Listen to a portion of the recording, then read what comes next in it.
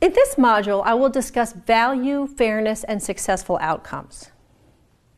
Our objectives for this lecture are to understand the meaning and significance of value to both you and your counterpart, define fairness and recognize its role in a negotiation, evaluate and characterize our definition of success in terms of a negotiation. I have referred to value a few times in this course. But what exactly do I mean by value?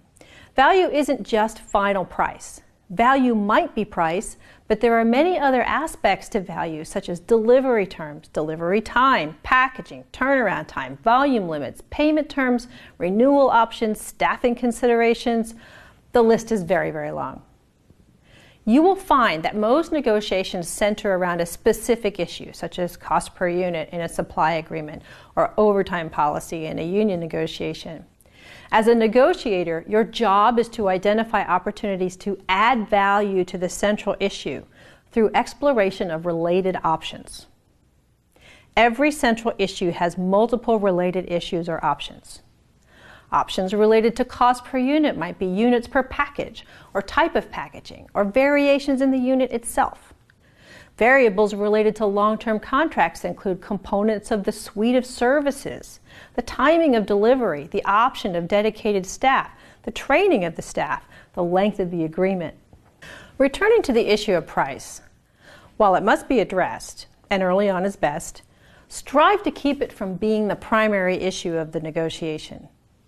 Continually seek to focus on total value, with price being a component.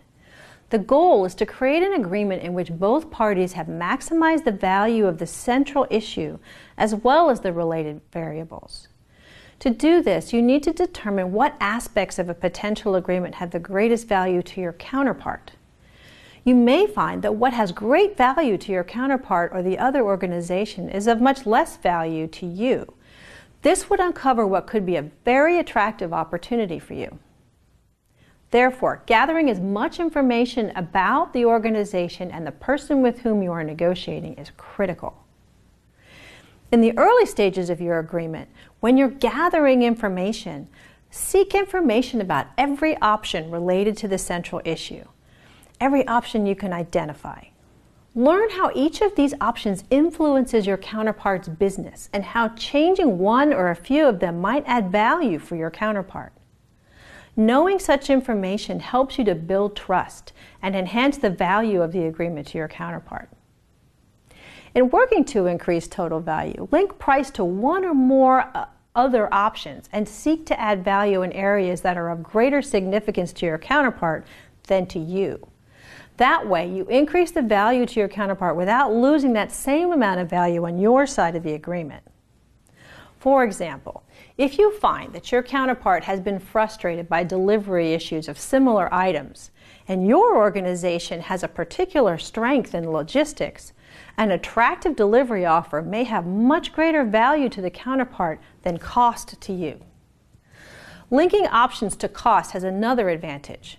When price pressure surfaces in the negotiation, it is clear and expected that if one option, such as cost, changes, there will be an offset in one of the other options. Therefore, it is in your best interest to link the options and keep everything conditional.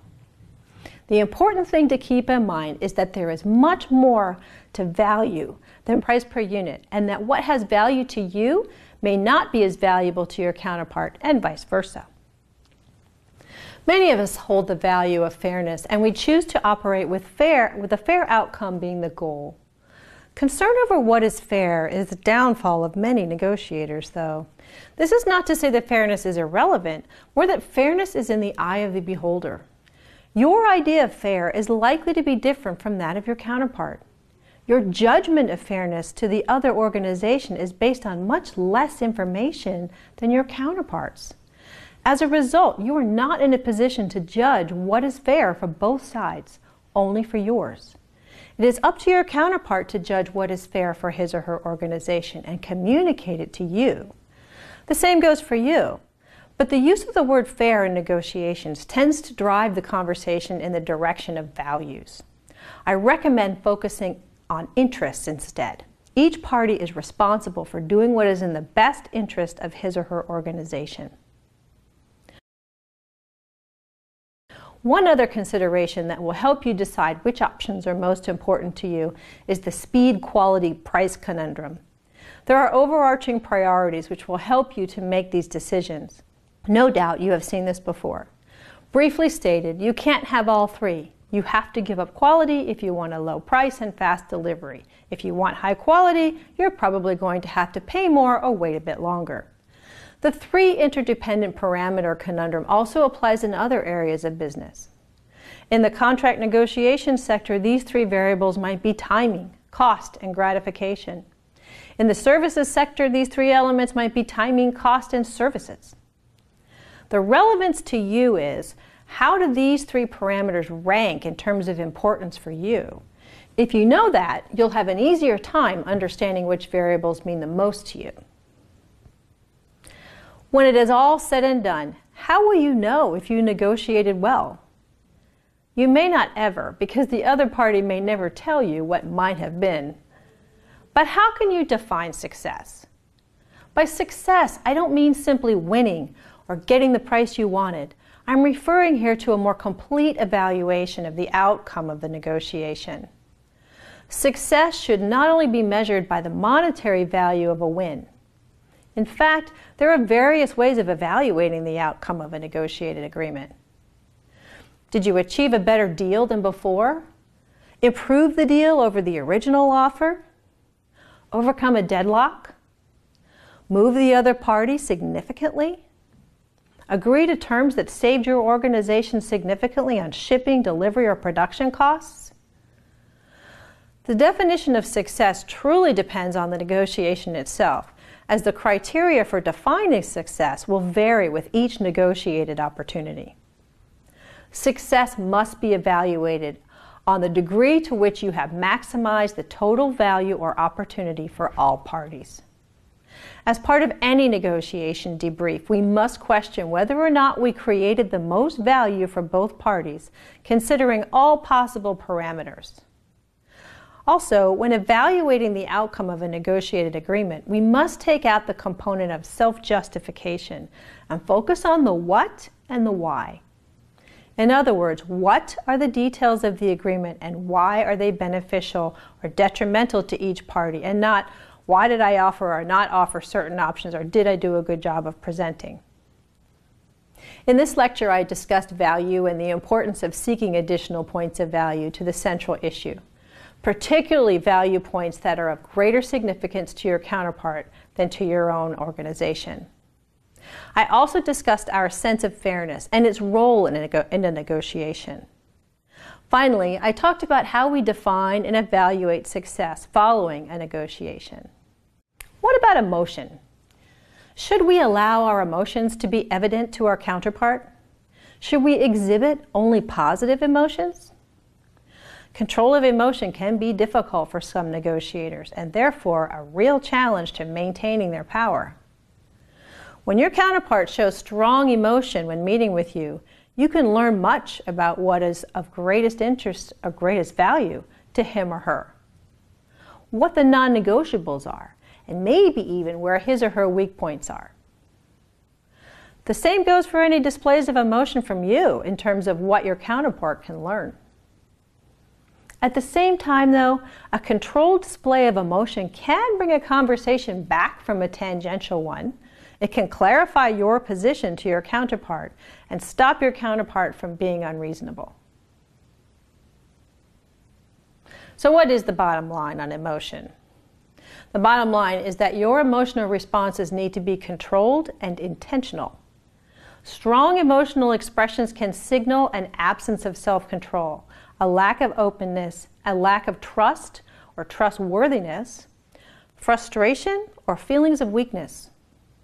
Your counterpart is likely to view it as weakness in some form, and therefore you lose some power. That said, emotion can be used to beneficial effect if it is used in a planned, intentional manner. Thinking about your counterpart's emotional expression, pay attention to any differential you observe between what is being said and how the person is behaving. Also, take note of sudden changes in behavior, the loss of eye contact by your counterpart. It's not so much any particular behavior, but sudden changes or words that are incongruous with body language. These are the signs to watch for. When body language doesn't match the words, you are seeing an internal conflict and most likely hearing an untruth or a misrepresentation. Recognize that anger on the part of the counterpart may be directed at you, but not really about you or the conversation. Your counterpart may be frustrated by his or her limitations or expectations of their higher authority. Try to take your own emotional response out of your interpretation of what you are seeing and try to understand the true cause of the emotional display. Strong emotion can be used intentionally with good results, but it's risky. I would consider intentional use of strong emotion as a higher order negotiation skill and don't recommend it for developing negotiators. Generally speaking, it's best to maintain a professional and personable demeanor throughout the negotiation if your goal is a principled negotiation. And your goal is to achieve an agreement with maximum value developed for all parties. In this module, we address factors that influence the progression and the outcome of a negotiation. We talked about power, trust, authority, location, and timing, and how they influence each negotiator's perceptions of the situation, the counterpart, and their own role and level of influence.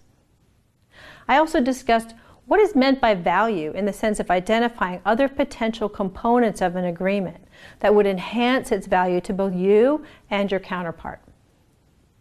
I talked about fairness and the importance of recognizing that each participant must define fairness on his or her own terms.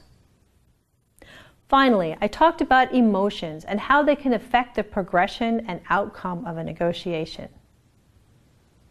Please review the text and video resources I have provided and check your understanding by completing the quiz.